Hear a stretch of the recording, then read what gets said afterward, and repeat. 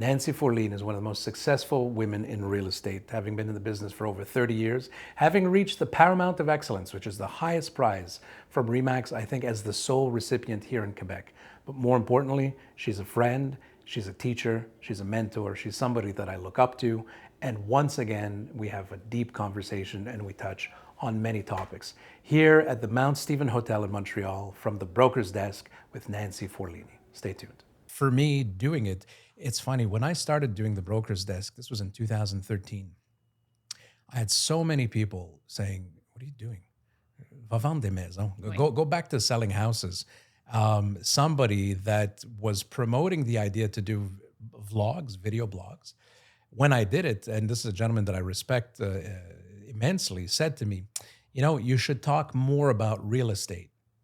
And for me, that didn't ring necessarily true because anybody can talk about real estate. In other words, statistics and the last sales. And the thing that they can't do is be me, right? You're individual, you're unique.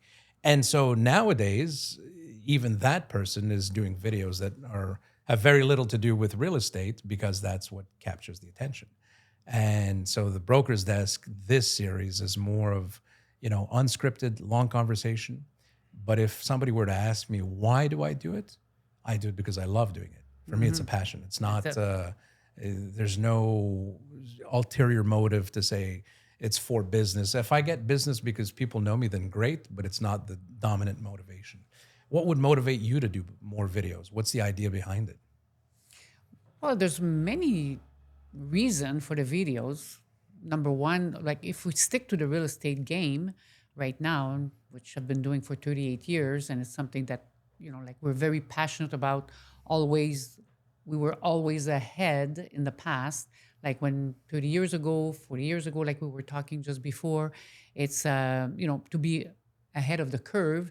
And it's over 20 years that I want to do videos, and I was just too busy. My hair didn't look good enough. It was not the right timing. The perfection, yeah. I had always too many things and always the right excuse for not doing it. And funny, in February, in March, I was in Ottawa doing a conference and I was a speaker. And I declared on stage that this year, that's it. It was my that's it day. I was going to do videos. And out of a commitment of a declaration, that's when I decided to start video because it was the right time. It was the right time for me. And it's also because, there's so many past ways of doing marketing that we did in the past don't exist anymore. The local newspapers don't exist anymore. There's so many things that, like the market changed, the technology changed. Absolutely. And it's a great way to promote your business, yourself, to get known, but also to give value to the public, even though they don't know you. So that is basically what I'm trying to see. What for you is the motivation of doing videos? Is it primarily in a real estate? Hey, let me show my services as a seasoned broker, or is there another desire to share your knowledge? Because it's not the same audience. People who do videos and dances on TikToks and sell their homes in that way. There's a very direct correlation between I'm on camera to do videos to sell my real estate services. But I feel that in your case, there's, tell me if I'm wrong, there's a desire to share your knowledge, your wisdom, and maybe a different approach. Absolutely. I definitely want to share my wisdom, my knowledge, inspire people. I'm all about inspiring people. And often I get calls from women that are not even in the real estate industry, but somehow I help them get ahead in their business just by, seeing the drive that I have, seeing what from where I came to where I am at now. And it was just great to always be able to inspire people without even knowing that you were inspiring people. So for me, I want to be a voice. I want to be a voice out there and a powerful voice because I have a lot to give. So how would you go about with this powerful message? What type of vision do you have for the content that you want to put out? Have you started thinking of some ideas? Is it through podcasts? Is it through conference? How are you going to vehicle what it is that you want to say? Well, I love giving conference. I love being a speaker. I love, our business. We have such a great business. I was teaching on an 8-week program that I have, and one of the segment I have, I do a negotiation course with Nick on that segment. and we were together doing the course. And I told Nick, I said, we dance so well together. We should do this more often. And in a way, we're advancing in age, and it's So, gonna sound. Hold on, yeah, yeah, it's gonna sound maybe weird, but I want to immortalize our knowledge. We don't know how long we have sure. to be on this planet, and I want to be a voice. And if we could immortalize it through Absolutely. videos, through messages that will stand the time, definitely I want that. Well, I think it's a testament to your self-awareness to do things for posterity. One of the most profound feelings in line with that I got listening to an audiobook, Think and Grow Rich. Of course, the story. At the end of it, Napoleon Hill says to the listener of this record, it was a record, through space and time, I hope to convey, and that gave me goosebumps, because this was, 60, 70, 80 years ago, whatever And it it's was. still the And it's still most relevant. talked book about that Absolutely. anybody. But It's you a can also have foundation. that impact, is what Yeah. I'm saying. And so in my reflections, I think that, yes, everything that we're doing, if you add that extra element of doing it not just for yourself, not just doing it for the moment, it has an extra weight to it, has an extra, an It's a extra something. purpose, It's but a it's a purpose. purpose. It's a You purpose. said something earlier about negotiating with Nick. Is it a course about negotiating with Nick, or is it a course about negotiating with Nick? It's a negotiation course that we do together. Yes. And also we do courses to how to work with your spouse. With spouse. Because not everybody can work with No. the spouse, and it's definitely a different dynamic. Sure. And we gave a conference a few years back about that, and it was like just like people were like, oh wow. So we know that we have an impact, and we've worked at Truly. everything that who we are, we worked at. So maybe, just, and we're sharing ideas. Absolutely. I think maybe that can be part of your niche, because you said something before. I have women who reach out to me, and I have an impactful voice and an inspiration. I think it's true, but I can speak to myself on a personal level. One of the conversations that we had with Nick, the three of us, about how you guys hold the line on a level of respect to the way that you communicate with one another, spoke to me very, very strongly. And it's something that in my relationship I apply, and I hold very, very importantly, that you don't cross the line. You don't You cross. don't say certain things No. to your spouse and to your No. better half, because once you open, and I've been down that path. And it's a slippery slope. And what becomes acceptable, the puck keeps moving further, or you keep moving the net. And I think that's one of the most powerful messages that resonated with me. So I feel that that is as much part of your strength that you can convey and that people will connect with. So, I mean, hey, for what it's worth, Well, thank you. keep putting it out there. I appreciate your input. Well, it's because it's impacted my life. It's one thing to say, yeah, I'm inspired because you're successful. Okay. There's a lot of successful people, but what specifically about your life can I look at and say, hey, that speaks to me? And the relationship that you have with Nick is definitely something. And I think regardless that the person is in business with their spouse or not, I'm not in business with my spouse, but we hold that line just the same, to uplift each other and Because once you cross that line, like, it's very hard to undo. to undo. You can't undo that. No. There's wounds that you cannot undo. So there's things that, like the line is there, and it was very, very clear when we started dating together, and it was clear when we got married that line we did not cross, because we know if we would, and we're very passionate and strong characters, both of us. So sometimes there's heated conversation, Yes. but they will always end up with, like, not crossing the line and then moving into the understanding of the other person's perception. How do you, and I think that this could be of value for the people that are listening, do you have certain types of red flags or indicators when things become, because yes, you are a passionate person, strong character, same thing with Nick. How do you mitigate not letting it get to a certain extent in hard conversations? You step away, do you go for a walk? Do you say, let me sleep on it? Well, I think that I've learned with time, and also, having some reflection from other people, it's choose your battle. And choose your battle. Which one do you really want to win that needs to be won? and which one, like, it won't make a difference in a year from now, in 5 years from now, in 6 months from now, in a week from now. Choose your battle. And for me, like, if I know I'm in the wrong, I'll apologize very quickly. I'm like, I own it. Like, this is something, this is one of my strengths. I'm not ego driven in that sense. Like, I screwed up, I own it, I apologize, I move on. And that's something that, because why waste precious minute, precious time being angry and not talking to each other?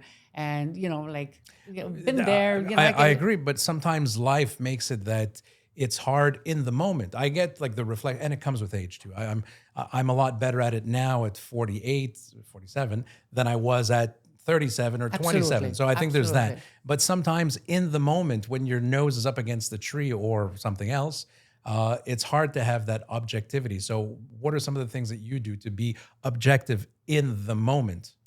It's really, I don't like if we are fighting. So this is something that, like, there's no time to waste on that. Like, Okay. like, I just want to live beautiful moments, right? Like, so why waste time being in a heated discussion? We'll have heated discussion, which are perfectly acceptable, right? Like, it's a different opinion and this and that, and then we'll just settle on, like, either agree to disagree or agree to agree, and move on. And move on. But definitely, many years ago, I remember we kind of had, like, maybe a disagreement, and I left the house. I was not happy. Pissed off. I was pissed off. I was like, and so one of the trick that I have, so I was driving the car, and two things came to mind. What if my husband is older than I am? And I said, what if that was the last conversation we had at that moment? How would I feel? So this is something that, like, would I want this to be the last conversation? Yeah. And that stays with me all the time. Would I want that this would have been my last conversation with my husband if, God forbid, Something happened. Yeah. something happened? So that was one of the things. But also is that I go into reciting gratitudes. And I do a blitz of gratitudes. And I just start, and, like, it won't be necessarily about my husband at that moment because I'm still angry at him. So I'll do gratitude at all kinds of other things that I'm grateful for in my life. And all of a sudden, like, I'm grateful for my husband. I'm grateful for everything that he is, who he is, and everything. And then it just like dissipates. It releases. It some of the releases tension. everything. And, we're lucky. We have we're not lucky. We worked at it. Sure. And we're still working at it. But we have a truly wonderful relationship. And we are passionate about each other and passionate about our business. And the key thing is, because remember, my husband is Sicilian, right? So for a Sicilian to have accepted, and nothing wrong with any other Sicilian, I'm Italian also, but, like, he's evolved a lot. And I will always remember many years ago, we were attending a meditation course in Laguna Beach, and we were younger. Like, I mean, I'm talking like almost 30 years ago. And we came out of the meditation course, and I said, Nick, I go, imagine your buddies at the Italian cafe now seeing you See come you out with- from the meditation. The little That was- yoga pants. It was, yeah, exactly. So it was a lot of fun. So he's embraced evolving, Oh, sure. right? I get we that, wouldn't be yes. where we are if we did not No. evolve, both of us. So it's, it's wonderful because not every couple embrace evolving. And if you don't Oh, evolve, sure. like, it's You- very you easy move to go backwards, I think. you go separate ways. That too. Yeah. We're going to touch on so many different points, but one of the things that I'm living now in my current relationship, because I'm a little bit older than my girlfriend, is the experience that I bring of, this is like round two. And so you learn from life experience, good things, bad things. And so do you feel the fact that Nick, being a little bit older at the beginning of your relationship, brought you that sort of balance because he had that maturity, or was it something that you both contributed? Well, definitely his maturity impacted a lot my business life. Okay. Like, before we worked together, like, he helped me hire my first assistant. He showed me how to interview somebody.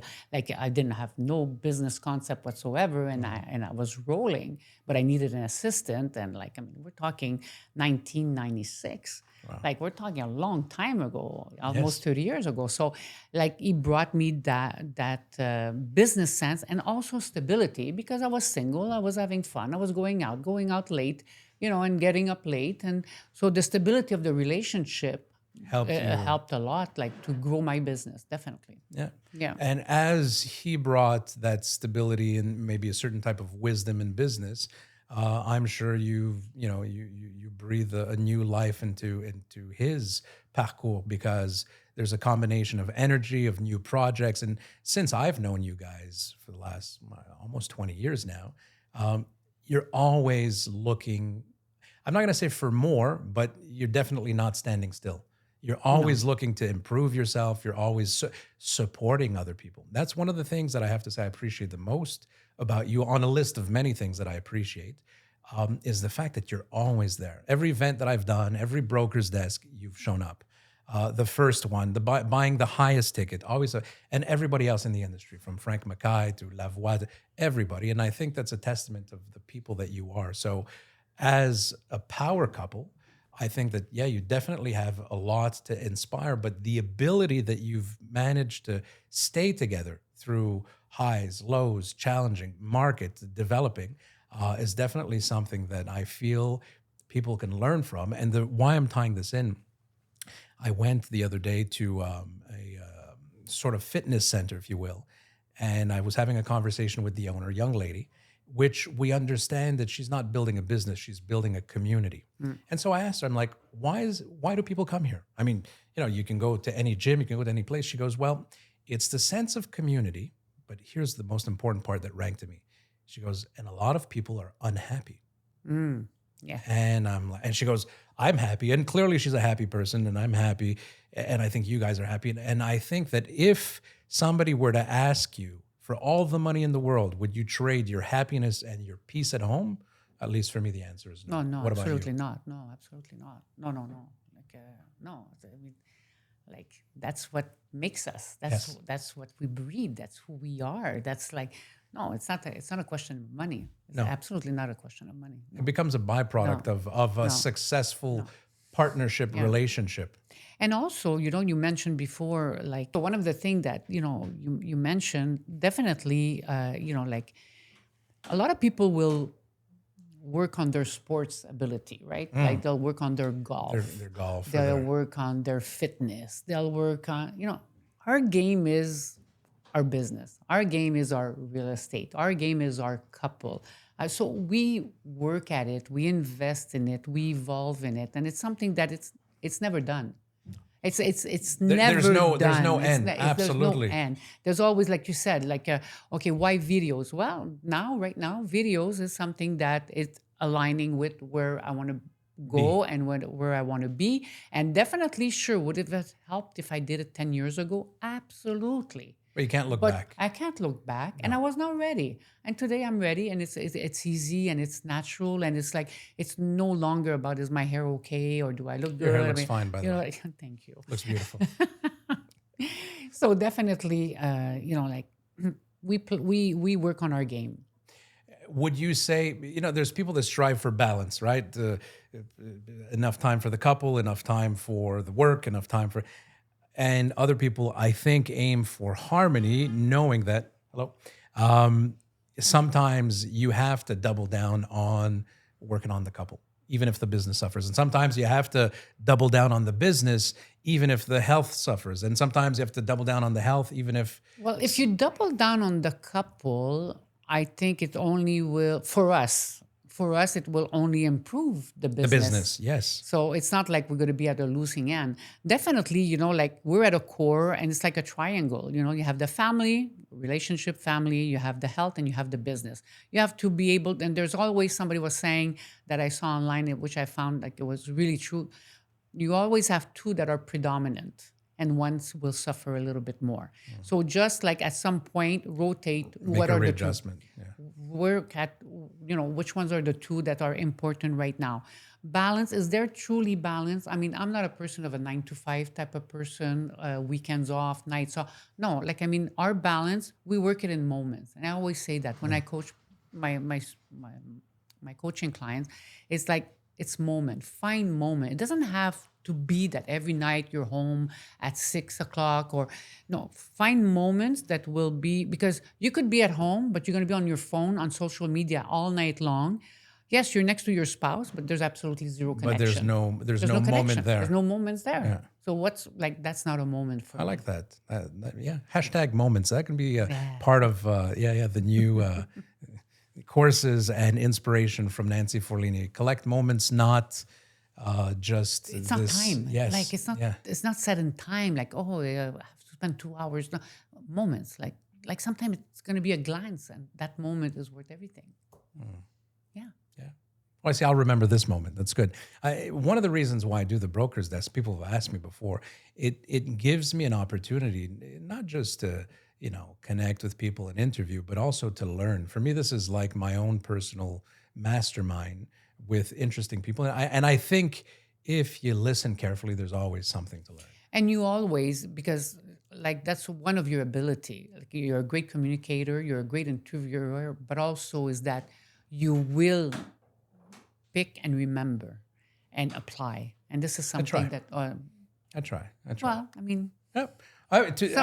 some of the stuff that we discussed like maybe 10, 10 years years ago, ago sure. and and Absolutely. you just shared with me about that it's 1 year that you Oh, decided good, no alcohol. good point. Yeah, absolutely. So Congratulations, by the way. thank you. Let's celebrate with a drink. Champagne, please.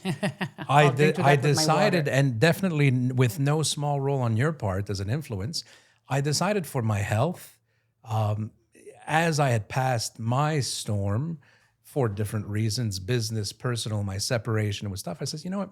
The number one thing that I can control is myself, is my health. And I've always sold it. Fitness, family, finance, these were the pillars of the team, but I said I need to apply it for myself. So one of the things that I started doing was not just looking at what I can add to my life, working out, vitamins, this and that, but what can I eliminate? Stress at home, conflict. And then I said, alcohol, I don't drink much. I would have a drink every now and then, have a Negroni with Nick. But every now and then I'd have 1 or 2 or 3 drinks, and the next day, oh God, it hits you like a train. And so I said, since I don't drink all that much, let me try not drinking at all. And so since January, it's going to be 6 months now. I haven't had and it's been so easy. And What's the biggest difference that it made in your life? it's so hard for me to really pinpoint because I don't think about it. So I think that the impact is probably a lot bigger than what I know, but because it feels so natural, I feel so much better. I have so much energy. I just know that, yeah, there's probably 5-6 nights in the year that don't, or days, because when you have a drink, sometimes it doesn't last just the day. It's the next day, next and then day. what you miss. Yeah. And then, so I think it's a lot in the movement of not just what you know, but what you don't know. Hold, press pause. Thank you. Thank you. Thank you. Again? Eh oui, hein, Caroline, ça bouge tout le temps. C'est correct. Il doit avoir des C'est esprits. parce qu'il est trop loin par en arrière. Yeah, it's retarded. Thank you, my love.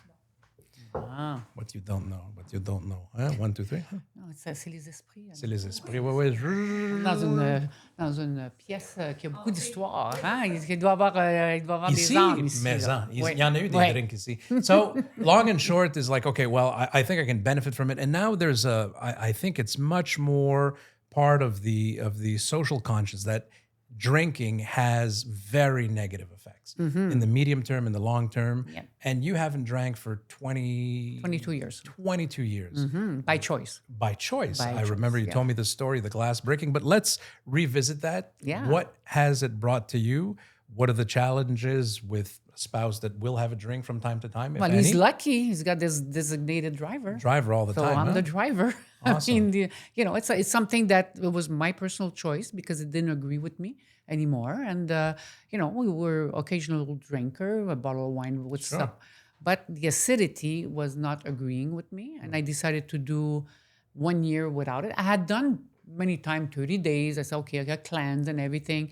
And, but it's funny because before I go there is that a lot of people will have the thought that, It was a problem. there was a problem. Yes. So it was definitely not a problem. We it was talked something about- that, like any normal person. Yeah. Like Well, it's a healthy choice. it's a healthy choice. They say that 2 glasses of wine a day is good for you. So Maybe. maybe it is, maybe it's not. But But the studies now are showing that it really isn't. yeah. Um, But then, regardless, so I decided to do 1 year without it, and I never went back. you never went back. Never went back. Nick enjoys a Negroni. Or 2. Or 2. Or 3. Would you like one, Nick? We can order one now. And that hasn't affected your couple. You guys can go out. And I found, and it happened to me since I've only stopped drinking for 6 months. It's not part of my identity. It's like, not. It's really not part of my. It's like I don't even remember drinking. Like it's like having a drink or a bottle of wine, or it's like some people might have the consciousness. The day I decided to do 1 year, it was not like you would open a bottle of wine. It was not be like, oh, I wish I could. No, never. It was like it's a decision, and it was like instant that it was out of my system. It was done. It would go well with a cigarette. Well, that not for me. Not for you. No. Have you ever smoked? Well, like, were you a smoker? Was my question. Well, I know in my younger. Okay, so days, it's not this is not something that you struggle with, because sometimes by association you have a drink, you have a cigarette. Yeah, no. I started smoking late in life. I didn't smoke in my teen years. When I was living in Italy, I didn't know anybody, and everybody was smoking everywhere all the time. You want a glass of wine with a cigarette, and it looked good. Had a scarf. That's the problem. I figured, hey, if I smoke, I'm going to look good. But damn, I did look good smoking. So, and by association, you have a coffee, you have a glass of wine. But I think that if you eliminate one, it becomes easier to eliminate the other. So I kind of see that in the process. For me, it gave me instant more energy, more focus, clarity. It was just like, you know what? I don't need that in my. I don't need that like as a leisure. No, I can have leisure different ways. Sure. Yeah. I experienced for the first time something that I imagine you've had the experience of going through before. Somebody offered me a drink the other day, and a very nice gesture, a gentleman that we both know. And when I said to him, "Thank you, but I don't drink," and he's sort of like, "Well, it's okay. You got to do what you got to do," sort of thing, as if it was a problem.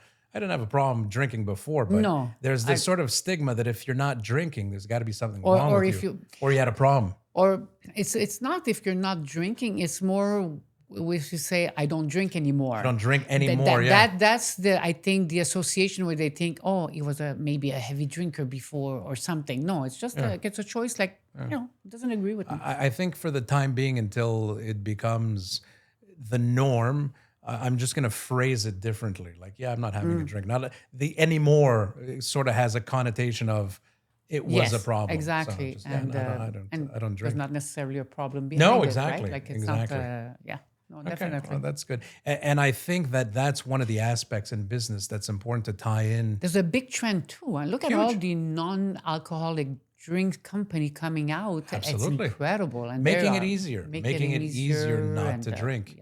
Same thing as, again, cigarettes. Before, you had cigarettes everywhere. There was advertisement.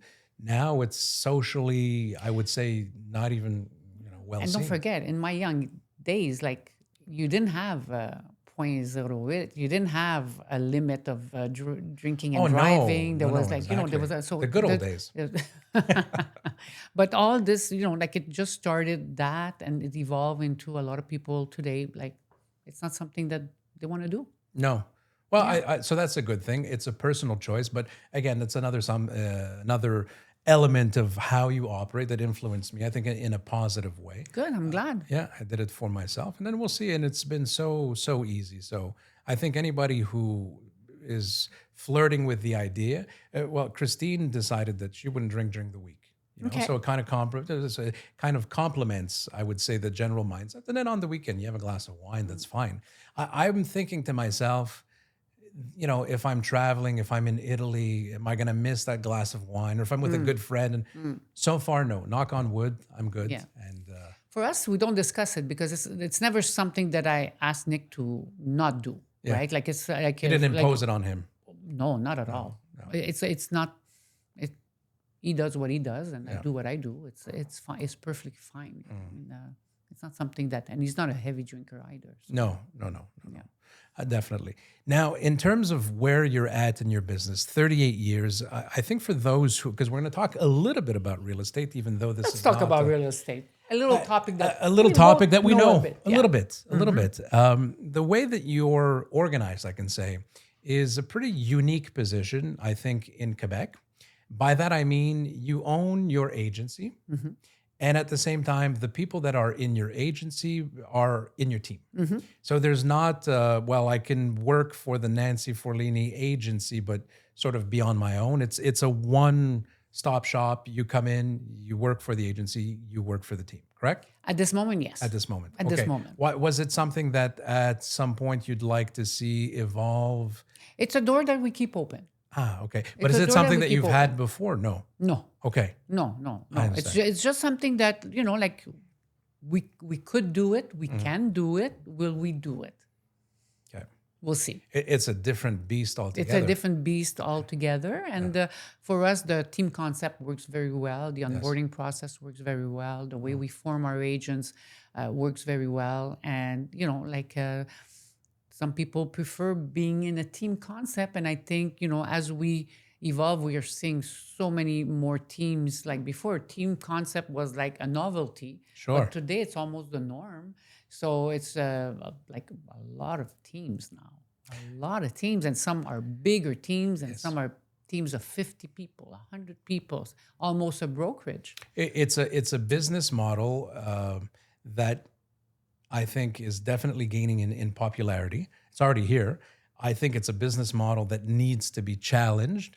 I've had that conversation with Tony from Chicago, and he's coming down in 2 weeks. So we're going to be talking about that again, because it's not necessarily to everyone's benefit. Not everybody who is a good real estate agent, a successful real estate agent, can be a good real estate team leader.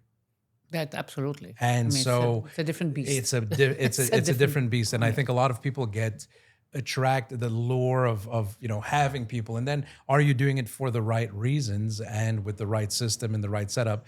You guys, it's not have because been you're a top agent that you're going to be a great team leader. Oh no, exactly. And I've seen it. definitely, this is one of the aspects that I'm learning, that I'm learning to become a better leader. In the last 5-6 years, that I've really poured myself into leading differently. Really? Well, Yeah. what would you say that you're doing differently? Maybe my approach was more, I'm the boss before, thinking that it was like, because I was trained that way. So, Yes. so I was just duplicating what I've been What you trained, learned, yes. what I've learned, what I was coached on.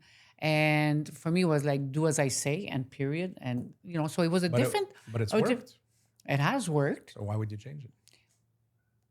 Having incorporating more leadership skills, like teaching differently, coaching differently, leading differently.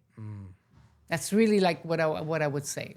Like definitely leading differently. You see, well, I think it's an interesting perspective. In my experience on my end, I'd say if I would have to do it differently, I would maybe tend to lead more a little bit from a position of, I'm the boss, as opposed to I'm your friend or I'm your... Well, So I'm not saying has- that I'm a friend in the business. Okay. That's not what I meant. So what's the Definitely, distinction? because we've spoken in the past about different type of models of teams, right? Absolutely. And so definitely, if you have assistants that are being paid by pay, and they are licensed, well, definitely, like The chain of command is... the chain of command is different.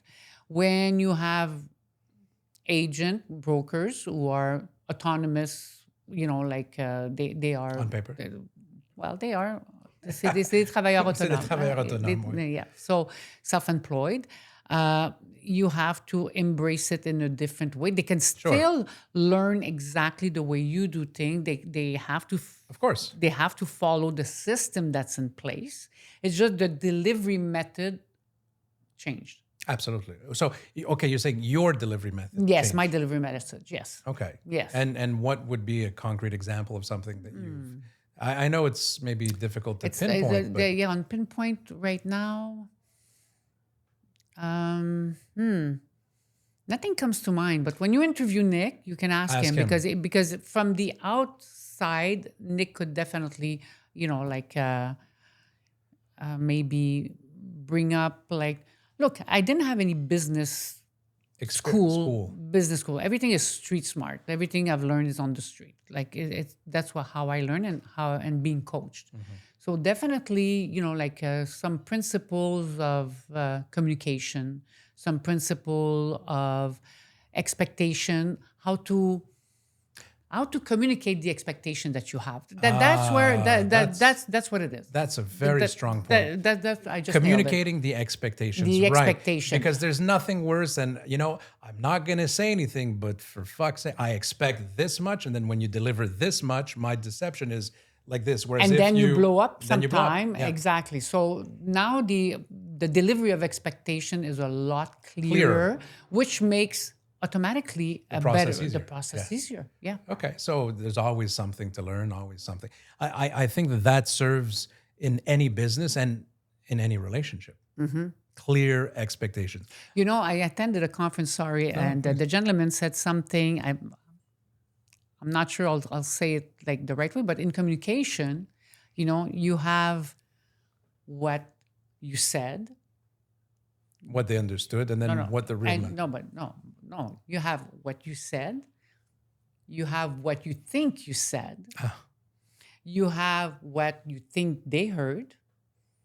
You have what they heard, and you have what they think they heard. Okay, so that's So when you put it in a portrayal like this about communication, like so many times, like you think you're clear, you think your message was clear, you think that maybe verbally it was unclear, and the way you think they received it and they heard and you said it, but it was not exactly what the perception was. So I think that as a leader, one of the skills to develop is to be able to think like the people around you. And when you convey a message, try to put yourself in their position to maybe frame it in a way that works for them. So not just how you want to say it, but you need to communicate in a way that you feel that will ring with them. Absolutely. That's and then accountability. And then accountability is so important. Clarity, and then you need to be accountable to see if that actually has been done, and then that becomes almost a full-time job, right? Yeah. Well, also the accountability is such a great topic. The lack of accountability that there is in our business is incredible. Of course. And at the same time, the expectation of our ordre, is very high. But the accountability on it, there's work to be done. But also, like within the team, you have a team, you've had bigger team, and whether you're in a team or not, the accountability. We're very goal driven, everybody, right? Yes. But recently, I'm pounding more on a quote that I heard, and I think it's Ed Milet that said it. And for me, it was like a big haha moment. And it's like you don't get your goals in life. You get your commitments. Interesting. And look at where you had goals in your life that you didn't hit. How committed were you really to that goal? To that goal, sure. So for me now, it's very clear that I don't work by goals anymore. Well, I still have goals. We have team goals. We have goals. However, my focus is a lot more on your commitment. The commitment. And then I think it takes a certain wisdom to be able to be completely honest with yourself to how committed are you really to something. Exactly. And when you frame it that, because yes, you're right. Because then the goal is only a wish, right? Yeah. You want to lose 10 pounds, but you eat cake every night, you ain't going to lose that 10 pounds. Who told you right? that? I'm kidding. We'll take a break. Speaking of cake, hold on. We'll pull this here. Prends ton verre. Lève, je vais le... Comme ça? C'est bon. Towards me? Okay. Et voilà. Correct. Yeah, no. Well, okay. So you said there's a lack of accountability in our business. And I think you're absolutely right, especially a business that's driven by entrepreneurs, right? You're self-employed. When you're at the helm of a team, right? who are you accountable to? Now, in your case, you have a very special dynamic where Nick and yourself work together. So I'm sure that by default, there's a certain level of accountability amongst each other. But for somebody who's operating alone, what would you say is the best way to create that sense of self accountability? Because it's not Well, the team who's going to hold you accountable but necessarily. I think the first accountability is to your client. Oh, okay. So, but You know, to be yeah, specific, you know, I'm like, saying so in your we can in your talk business growth. widely about Yeah. accountability, but you have to be accountable to your client, which sometimes there's going to be a lack of accountability to the client. So What do you mean by that? well, I mean, you know, like if you take a house for sale, Mm-hmm. it's not just to have your sign in front. You want to have a sold sign on it. You want to help them get where they want to be, right? Sure. So the accountability is on the results. Okay. So it could happen that the attachment to the result is not strong enough where it's going to be, Secondary to. it's a slippery slope. Let's, Well, okay. So, but yeah. to reframe it, what I'm Yeah. saying is that how can a leader edit this part.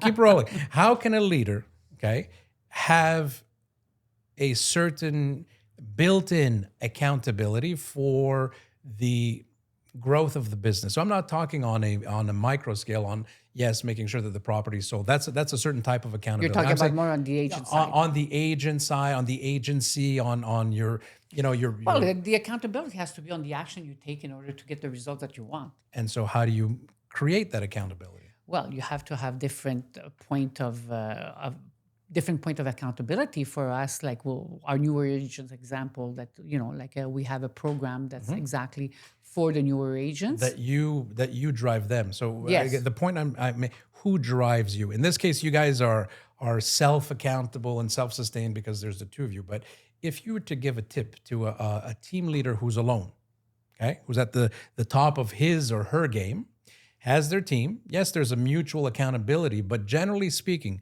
nobody holds you accountable because you're the boss. You're the boss lady or the boss man. How do you create that sense of accountability when you have nobody to be accountable to? Well, I think you're accountable to your team. I mean, even though that you are the leader, you are accountable to them. If you don't walk the talk, I mean, this is something that we see in the industry where people will not. There's a revolving door. Yeah, they come, they leave. They'll talk, and they don't walk the talk. So you need to show them, and the best way is always show by example. By example. Show by example. What about exterior accountability? I know that over the last 20, 30 years, you have had all sorts of different influences and coaches, and do you feel that that's part of the accountability system and setup? I mean, I think that when you invest money, and that That's a good point. when you invest money, you pay attention to what you learn. When things are free, a lot of people pay less attention, or they don't see as much value, or they won't pay as much attention than when they pay. Case in point, you're absolutely right. There's some people that I've mentored over the last 2 years and who've committed a certain, time and investment financially, and I see the results. And there's other people that in the past I've done it for free, as we do it so very often, and almost 100% guarantee that there's such a discrepancy between the result of somebody who's committing financially, who's putting skin in the game, versus I'll listen to you or I'll come and see you, but they do it quote unquote for free. Again, they're not committed at the same level. No. They'll still think that the goal, maybe they'll hit it, and if they hit it, but if they don't hit it, okay, I'll try next year. I'll try again. Why is it that taking money out of your pocket makes it more real? Well, there's a pain. Is there? Well, there's a financial pain attached to, So the pain creates an extra motivation. In the 90s, like in the late 90s, I was paying $3,000 US to be in a certain mastermind. $3,000 US to be, it was $2,000 US, but it was making it $3,000 Canadian. On a yearly basis or monthly? No, per month. Per month. Per month. Wow. And there's people that won't even invest a half of that 30 years later. Sure. So definitely, and we're talking 1998, 1999. I mean, and I was not even making $100,000 yet a year. and I put the money there because I knew that there was something for me to go get in order to hit where I wanted to go. So definitely, when you're committed, it's the commitment. It's the commitment. But for free, I mean, like, look, anybody can go on YouTube today. Like, there was True. no YouTube didn't exist when I started real estate. Oh, Like, I had to fly to the States to go get, something out of learning. I'm smiling because I remember when I started real estate as well, we were at the beginning of internet. And so it's always, there's such a, I would say, a difference in understanding the way that the business operated, 20 years ago versus today. It's so much easier. It's so much quicker. Yet at this point in my career, the Easier, it's not necessarily easier, not right? easier. Like, There's more access, there's more access. It's easier to brand yourself easier to be known. and easier to be known and not as expensive because, Of like, I course. mean, you can go on social media Do a and, viral video and exactly. dance. And are we going to dance today? If you want, Oh, damn, tango. Yeah? right? I'm gonna bring my high heels. No, but you're absolutely right. What I was saying though is that as much as technology has evolved, and it has, whether it's from YouTube for personal consumption and education, or it's all the different systems from electronic signatures and whatnot, the thing that at this point, I'm talking for myself, has the most impact is the personal connection. It's the phone call. It's the old school stuff. So you have all these bells and whistles and gadgets, and I can, send you a dancing hologram of me on a house, but nothing replaces the impact of, showing up, taking the time to listen to the person, having what I call my real estate bedside manner. And you're right. And at the same time, I think there's an audience for different things, though. That's true. You always bring a different perspective there. Yeah. So like the younger audience will maybe relate to certain things that you'll never see me do. Like what? What won't you do, Nancy? Well, for me, I won't. Oh, okay. Well, there's something In real estate, I mean, like Yes, of course. to promote real estate, like Okay, like but there's one thing that I've never seen you do, and whether it is by choice or simply by default, I've never seen you or Nick flash your success. By that I mean you've talked about some of your accomplishments, your awards and recognition and all that. That's fine, but I've never seen a video show up in your Rolls Royce or your Mercedes or whatever the case is. And do you have maybe more of a older mentality that it's not well seen, or is it by choice, or why wouldn't you, flash your Rolexes and whatnot? because that's not who I am. But you enjoy these nice things. I'll enjoy the luxury, Yes. but I don't need to flash it. It's for me. It's not for other people to see. But it's such a powerful message that you said, part of what your mission is to inspire. And in this day and age, people's attention span is very short. And so you can convey success by arriving in your private jet and your Mercedes. I don't know. And You look at his name is slipping my mind now. the gentleman with the helicopter, No, the wine guy. the wine guy. Gary Vee. Gary Vee. Yeah, Okay. Gary Vee.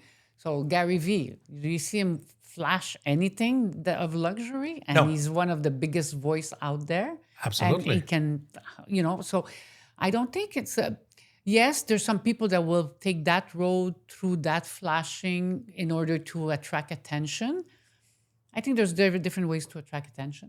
I think the message for me is more important, the vocal message, than the flashing of the watch and I'll have jewelry, I'll wear my jewelry, but I could be loaded with, it's not that's not who I am. It's not who you are. It's It's not not who who I you am. are, and it's No. not what you want to use to inspire people or to intrigue them. But it is a point that people will say it has a strong impact. I mean, if they do research on me, they'll know that I've accomplished a lot. If they But do most people- research, but it's most people online, it's won't. there. But So it's a different path. It's like you're taking the longer path to say, let me teach you through the quality of the content that I put out, through the quality of the message that I put out. Whereas maybe the other and this is where it begs to be challenged. Maybe the quicker path is, yeah, show up in a Ferrari and say, hey, I'm Nancy, and people are going to, oh, who's that? Then they're going to want to look into who you are. Get what I'm saying? Maybe it's not the audience that I'm targeting either. Fair enough. Fair enough. I mean, look, It's like, there, and believe me, I agree with you as well. I don't feel that that's, but I understand and I contend with the reality that I some, know a lot of billionaires and multi big million, and they're not on social. They're not even they're not on they're social not even media. on social Yes. media. Yeah. So I Of mean, course. so you have that category of people that will be attracted by that. Other people will be attracted by the authenticity. We talked about authenticity of the videos, that it doesn't need to be perfect or Oh, no, for everything. sure. So today with the phone and everything. So a lot of people are showing up with no makeup, showing up with the hair not done Is that or something whatever. that you Like, feel that you'd be able to do? no makeup, maybe. What about that's a physical thing? I'm talking maybe more in terms of vulnerability, and what by that I mean, I think we grew up in an era of business where promoting strength would come almost at all costs. You can't show yourself weak and maybe even more so as a woman. Tell me if I'm wrong. It's important to show that you have it together. In this No, I've shown my vulnerability. I've shown my struggles. I've spoke to it in conferences struggles from a long time from a ago, long time ago. Yes, struggles absolutely. today, would you be I comfortable mean, to talk about? if there was that could make a difference in somebody's life, absolutely. It might not be online. It could be in a one-on-one. It Oh, could be on a sure. conversation. I mean, no, I like. I mean, there's one thing is the authenticity for me is very important, and like when I look at the social media and I look at the planes, I look at the cars, and it could be all real or it could be all rented. Sure. So, Of course, of like, course. Well, but that's a perfect analogy for our business. How many people who have a certain type of success, well, it's not a very solid success. The you foundations are not see, there. accepted offer, accepted Accepted offer, offer, but you accepted never offer. see the sold. No, well, exactly. Or So, even more importantly, you can see the accepted offer, you can see the sold, you can see the trophy, but what's the net, what's the cost, and what's the life? And so I try not to pass judgment, but to be mindful. And I see certain individuals, and I try to have a certain empathy for everybody's path. I think that's something that, as I'm getting older, I understand that there's seasons for everything and for everyone. Not to judge, because, yeah. but you see, and And you say, also, you "Fuck attract yeah." the people that, like, I mean, you know, you attract the people that you want around you too. Like, Yeah. so there's like whoever needs the impact from me, they'll come towards me. They'll be drawn somewhere with a message or something. And if it's not me, well, there's somebody else that's Sure. driving the Ferrari or flying Or a the private flight- jet that might be the right voice for them at that Sure. moment, and it's okay too. I feel that you feel that your message is important. Well, the message is important, but also is that it's not about winning everybody either. It's not No. about like No, like, but it's shifting topics. Like we put that to bed. I get that. Your Okay. message is important. The best way, the best analogy I can have is that there's some real estate agents that professionally are very good. Yeah. They will be the best at reading the seller's declaration and understanding the co-ownership documents and making sure la pancarte is droite and all that. But they're not as known, right? So Right. they're not as out there. And you remember David Knox? Yes. Okay, he's actually coming on the broker's desk. Oh. Yes, one of my first virtual Oh my mentors from the God. DVDs. Wow. And he said it's not about being good, it's about being there. People need to see you. If you're good, that's a bonus, right? But more importantly, you need to be there. And I think the same sort of message applies 30 years down the line. The importance, and I feel that you do have an important message. More people need to see it. More people need to know it. And so what will you be doing over the next, let's say, year, 2 years, 3 years to make sure that more people see you? Do you have a sort of master You'll plan? have to reinvite me again. Oh, but you've been coming on the broker's desk since the very beginning. And You'll so have to you will reinvite me always have a again. place. Thank you. Appreciate that. Do you see it more as maybe a podcast sort of format that you would do, or more in a teaching. Well, I love teaching. I love Yeah. teaching, coaching. That's like something that I think I'm a teacher by nature. Do you have another? Um, You had a conference called Votre meilleure année à vie, I believe. this is a 8-week program. Okay, Yeah. and are you still? Yep. Yes. Yeah. When's the next one? Probably in the fall. This fall, This fall. 2025. Yes. I just concluded one in English for Okay. people in Ontario, and I'm going to relaunch it in Quebec in the fall. What does that entail? Is it on? Is it in person? Is it online? Is it It's online, but it's me live Okay. for 8 weeks. Yep. for 8 weeks? 8 weeks, 2 hours a week. Yep. And what is it that you cover? When you're Well, when you say your best life, your best year à vie, is Ever, it yeah. is it mostly real estate or does it cover other aspects? Well, I think it's well, not I think it's a blend between who you need to become in order to have your best year ever. It's who you need. So you have to blend both on the self-development aspect and the business aspect of real estate. So if I take it in for the realtors, well, definitely, I think if you work more, like there's this quote that everybody, all the coaches say, you have to work more on the business than in the business. For me, it's you have to work more on yourself Sure. than on the business. Yeah. So if you work more on yourself, definitely your business will be the business will be impacted For and so. the result exactly. So that's my philosophy. And what are some of the, just to give some teasers, what are some of the ways that you recommend people working on themselves in the real estate industry? Oh, there's well, I go through a process. I go through a process. It's hard to What I'm trying to get at is there certain things that you've seen over time that always show up? Well, look, very simple, like show up on time. You need to work on yourself. Your time management seems to be a pretty well documented struggle for a lot of people. so for me, there's no time management. It's self management. Okay. So you have to work on the self-management, not on a time management. You will not have a time management if you have a self-management. And You will never have a trouble with time management if you know how to self-manage yourself. and what does that mean to manage yourself specifically? Well, I mean, definitely working by priorities, not having your head everywhere. If you Some people, they think they can do all, like, To focus on, like, you would say, the most important things first on a daily basis. And I'm happy that we have these moments of reflection. How do you go about your day? my day, well, definitely I have my priorities, and those are the things that are going to be moving the needle in the business, right? Okay, so that's Yeah. priorities because So it's not my to-do list. no, It's my it's priorities. your priorities. It's what will get the business, what will advance the business, and especially that now, like I still go to appointments, but not as many as before. So I have, like have priorities that are to advance the business in different ways.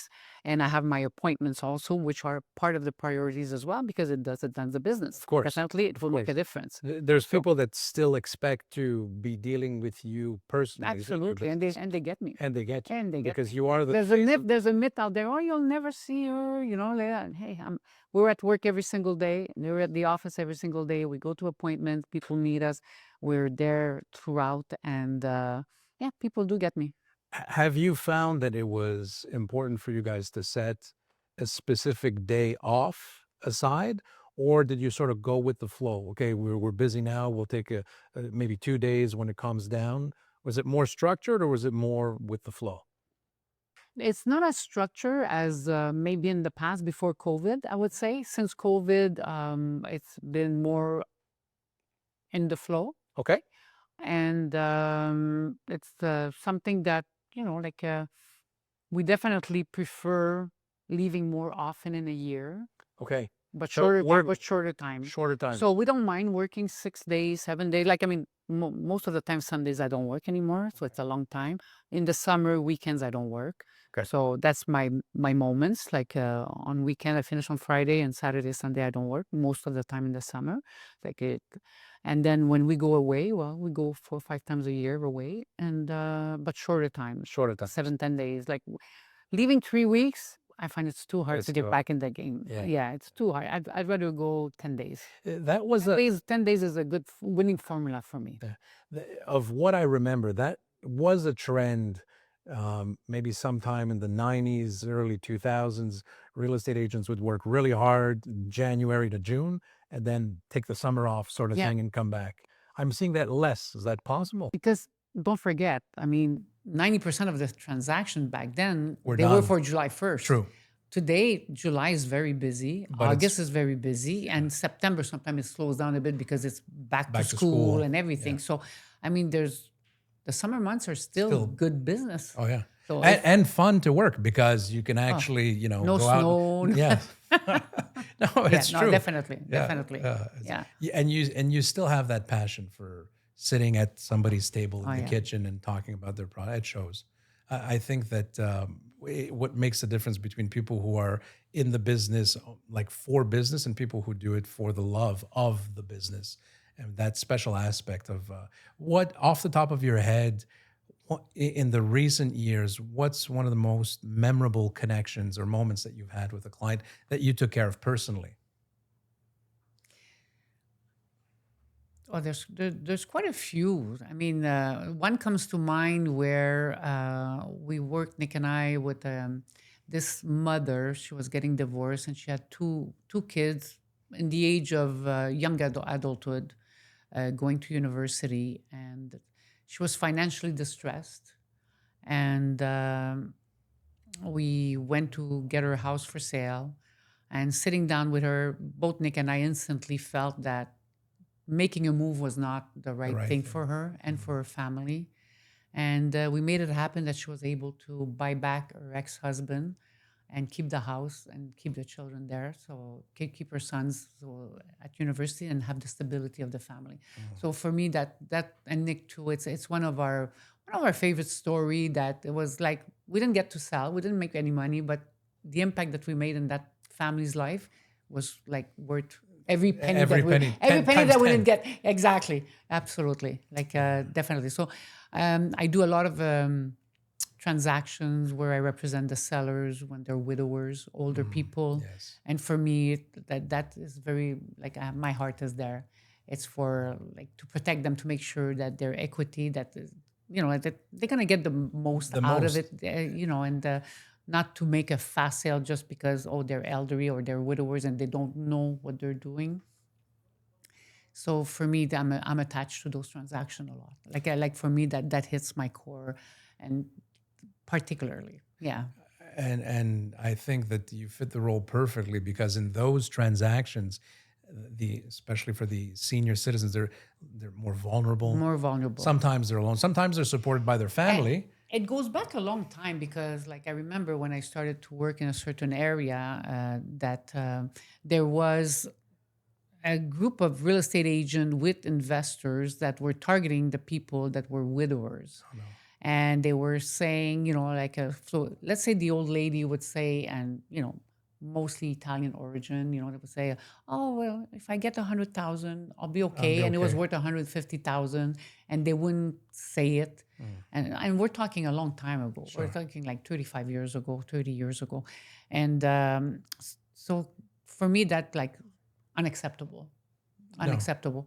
So I was always like, in particular, like there to protect them, to make sure that they didn't fall to prey under those people. Yeah, no, and I think that's a testament to your integrity. It's a word that we hear a lot, and I think that many of the pillars of real estate, and I consider you and Nick one of them, Georges Bardège, the word integrity comes back over and over and over again. And this is what allows you not just to thrive in the business, but to stay in the business and to have a meaningful impact. And it's something that I feel, especially in the last couple of years, where there's been so much negative press about certain actings of certain types of agents. But luckily is that it's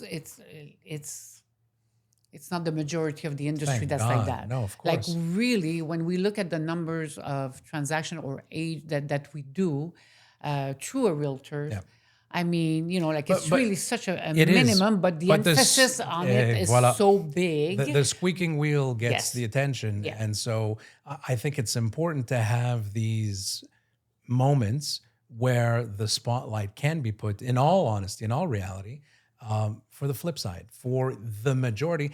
But I would, tread lightly and say, I think the majority of agents, brokers, work well. I absolutely agree. And however, like in any business, there are some that are exceptionally committed, exceptionally focused on integrity, and you're definitely part of that.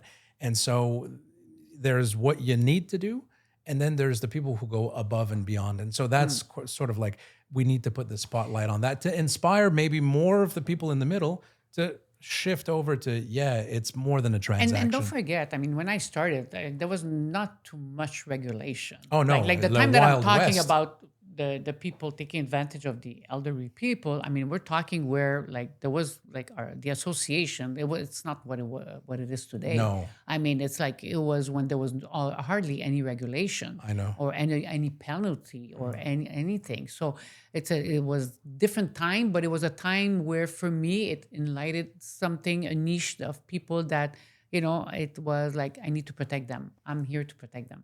So that was part of my DNA. It's always been. It definitely is. And I think that anybody who has a team also has that in their DNA, because you're looking out for the agent. We heard the people that came up with a new platform, I won't mention the name, and they're saying, oh, teams are a pyramid scheme where it's just the top guy making. That's so not that. And looking out for the people in the team it is part of your DNA.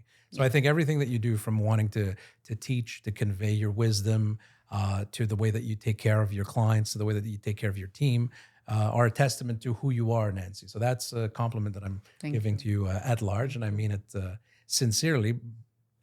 On the other note, on the note of accountability, I would like to see more of it out there. I'd like to challenge you to put yourself out there more, to continue on your path of giving conferences, of coming on podcasts, because you have an important message to share.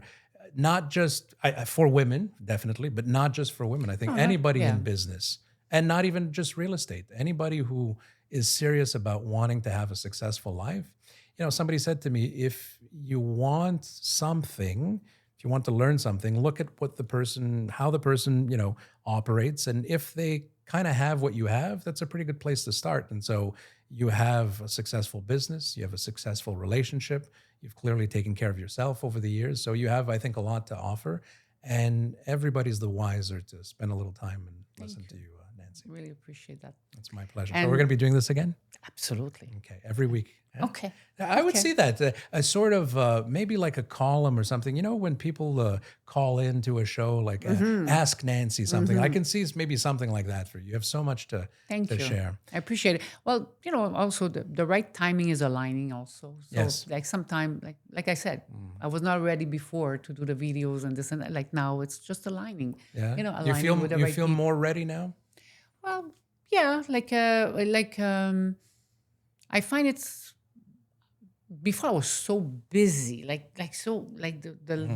I don't want to use the number one excuse I didn't have time, because there's always time. You make time for what's important. Exactly. It was just not in the importance of where I was at the moment. And today it's just that the path is opening. Is opening for that. Yeah. Okay. Well, I would and say for me to be in it. To be in it. Yeah, it's that thing. There's always, they say perfectionist paralysis. Jump, even if it's not perfect, it's worth it. Oh, and, exactly. yeah. Because definitely it's something that today, I mean, I'll take a video, I'll take a picture, and even if it's not perfect, I expedite it without.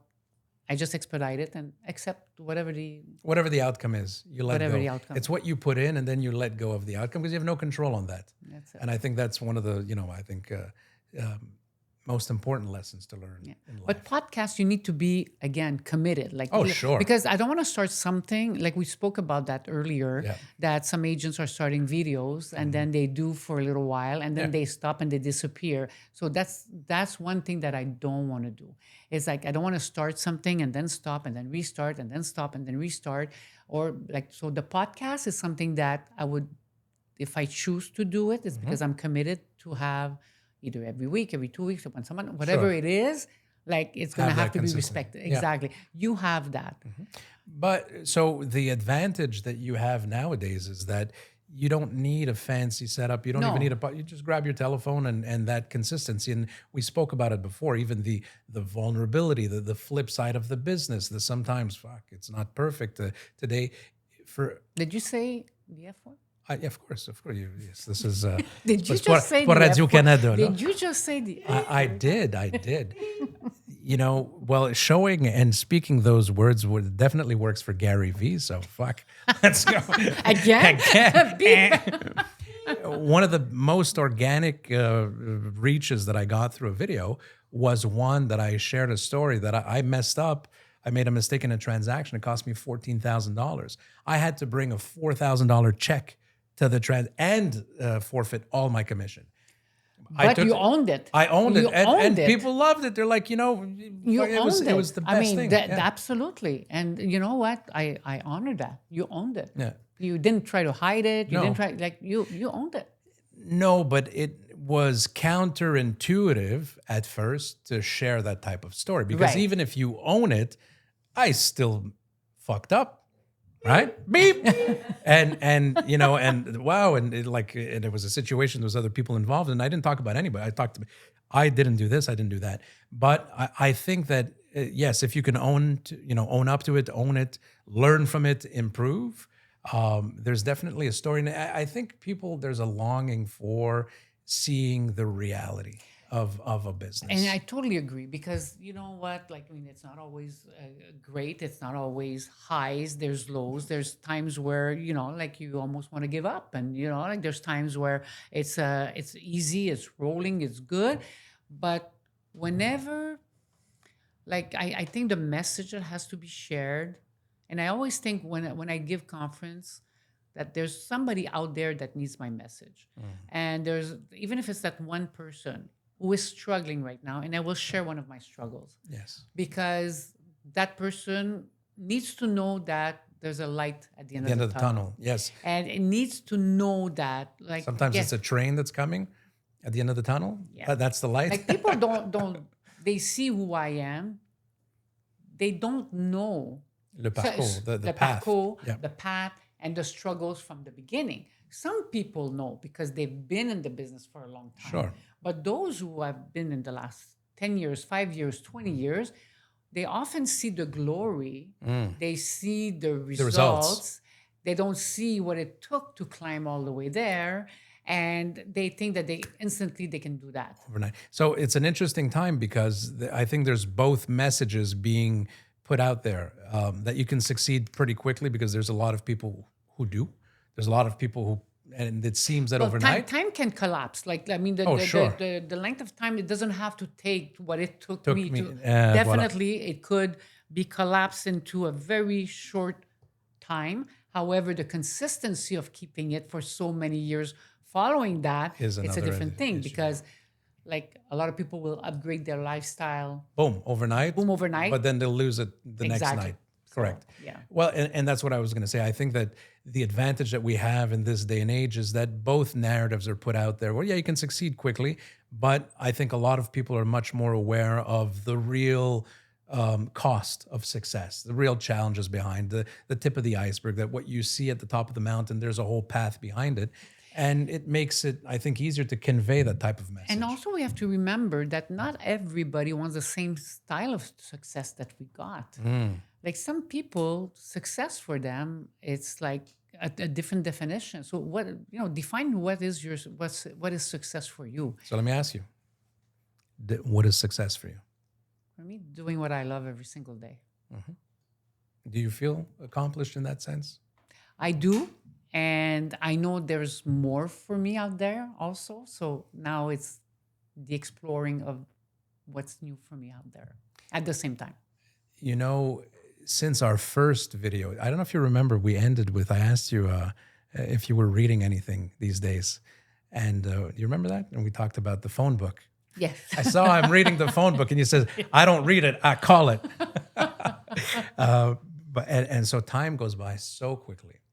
If you're able to project in 10 years from now, where do you see yourself in 10 years?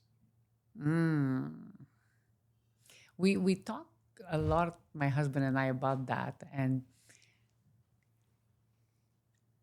in our 30s, 40s, it was easy to project ourselves in time. And because we are coming into a certain time, sometimes we don't want to look there where it is in 10 years from now. But definitely, I, still have the successful real estate business where, like I have my partners with me, because definitely it's something that, we work with partners. At one point, do you see yourself passing a torch? Absolutely. Yes. Okay. Absolutely. Absolutely. Still be involved, but Yeah. differently. Okay. Yeah, absolutely. Healthy, happy, in Yeah, love. and also, doing more conferences, traveling the world, and just enjoying it. And 10 years from now, yeah, but still very active. Yeah, Like, I don't like see. very active. We'll see where we're at with our podcast by then. Well, for sure. I mean, We'll see where we're at probably it's with going the to be like conferences in by then. virtual with But some. what we're not projecting 10 years from now. At this moment, there's some pieces that we have to figure out first. I understand. Yeah. And it's a reflection that in all our conversations, we try to take, and I'm gonna reflect on that as well. Different seasons bring different types of opportunities. They bring a different mindset, and I'm sort of at that stage now where I'm planning for the next 10 years, but understanding that in 10 years from now, the following 10 years might be very different. Where Exactly. yeah, Yeah. it's and health is everything, right? Health Yes. allows Yes. for the projection of future years, and your happiness, right? I think that if I were to coin the worst possible state of mind that a person can have to bear is bitterness, and I've seen whether it's we get into people's lives very personally. We see the flip side, and I think if you have happiness, if you have peace at home, then the rest you can figure it out. You can. It's all Yeah. figurable. Yeah, Definitely. definitely. Definitely. No, it's something that planning that far ahead is not necessarily something that's necessary right now. So I think on the contrary of that, or maybe to add with reaching a better future, to be present in the moment Yes. is something to work. Yes. Okay. Like I we speak about it. Like my husband, you'll ask him, when are you planning on retiring? Never. He said, for him, I've been retired all my life. He loves what he does. He loves, and he won't see himself. We don't see ourselves retired. It's just not maybe, but working it differently. Of course. There's an Working it evolution. There's a differently. shift Yeah. in business, but not retiring from enjoying living. And I Right. think for you guys, you embody a combination of you don't work to live or live to work. It's sort of like a perfect balance of. But definitely, work is part of our life. Of course, And of course. I mean, it's part of our joy. It's really part of our joy. So I'll bring it back down to maybe over the next 5 years, because I will show you this video in 5 years. Is there a milestone that you'd like to hit? Like for me, it's okay. In 5 years, I'd like to be 6 foot tall. Keep stretching.